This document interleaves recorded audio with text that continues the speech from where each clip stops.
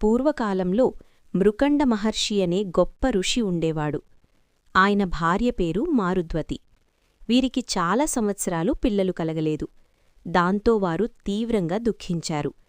చివరకు ఇద్దరూ కలిసి పరమశివుడిని ఎంతో భక్తితో పూజించడం ప్రారంభించారు.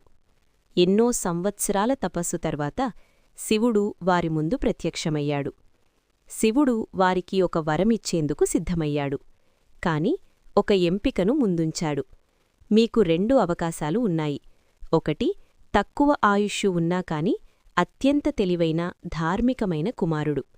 రెండోది, ఎక్కువ ఆయుష్షు ఉన్నా కాని సాధారణ గుణాలు కలిగిన కుమారుడు. మృకండ మహర్షి మరియు మారుద్వతి ఆలోచించి మొదటి ఎంపికను ఎంచుకున్నారు. ఎందుకంటే వారికి గుణవంతుడైన సంతానం కావాలని భావించారు. కొంతకాలానికి వారికి ఒక కుమారుడు పుట్టాడు. అతనికి మార్కండేయుడు అని పేరు పెట్టారు.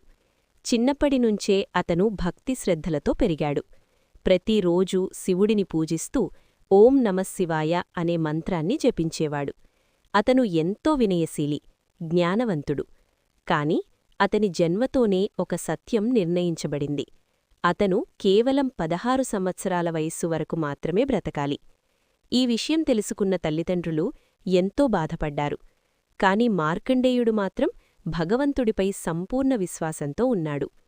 అతను 16వ సంవత్సరానికి చేరుకునే రోజున యమధర్మరాజు అతని ప్రాణం తీసేందుకు వచ్చాడు. ఆ సమయంలో మార్కండేయుడు ఒక శివలింగాన్ని ఆలింగనం చేసుకొని భయపడకుండా భక్తితో ప్రార్థన చేస్తూ ఉండిపోయాడు. యముడు తన పాశాన్ని విసిరి మార్కండేయుణ్ణి పట్టుకోడానికి ప్రయత్నించాడు. కాని ఆ పాశం శివలింగాన్ని కూడా తాకింది. అప్పుడు అద్భుతం జరిగింది. శివలింగం నుండి శివుడు ఉగ్రరూపంలో బయటకు వచ్చాడు. ఆయన యముడిపై కోపంగా చూశాడు. నా భక్తుడిని తాకడానికి నీకు ధైర్యమా అని ప్రశ్నించాడు. శివుడు యముడిని ఆపి మార్కండేయుణ్ణి కాపాడాడు. శివుడు మార్కండేయుడికి చిరంజీవి అనే వరమిచ్చాడు. అంటే ఎప్పటికీ బ్రతికే శక్తి. ఈ విధంగా మార్కండేయుడు మరణాన్ని జయించాడు.